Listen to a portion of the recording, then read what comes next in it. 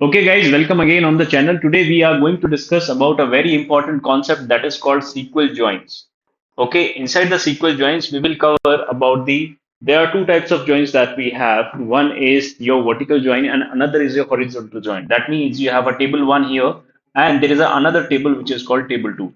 So based on the common column that you have between both the tables, so we are going to create a one single table out of these two tables. That is a joining concept. We're going to understand it. So let us understand what is the syntax for it writing. It's a very simple syntax. You just have to write select, then star means everything.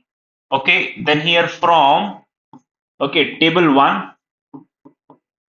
you can name it as T1. Okay, then after that, what is the name of the join? Suppose if I'm writing here inner join, so inner join table 2, we can say as T2, table 2.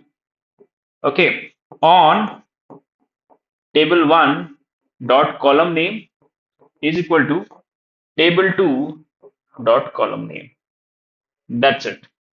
Simple it is. Select everything from the table 1, inner join table 2 on table 1 dot column name and table 2 dot column name, which is common in both the tables. So now let us do it practically. Okay, let's come to the screen. Okay, as you can see here, I have these two tables. One is the department table and another is the employee table. So in the employee table and the department table, we have one common column which is called department ID. So based on this, we are going to join the table. So select everything from table one, that is called your employees.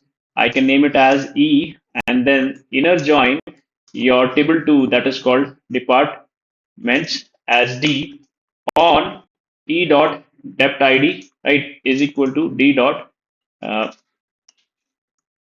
department underscore ID. That's it. So that is how you are implementing the joining concept. So in the coming sessions, we will look into more detail about this. We have some complicated questions, so we will take care of these questions. Thank you, guys.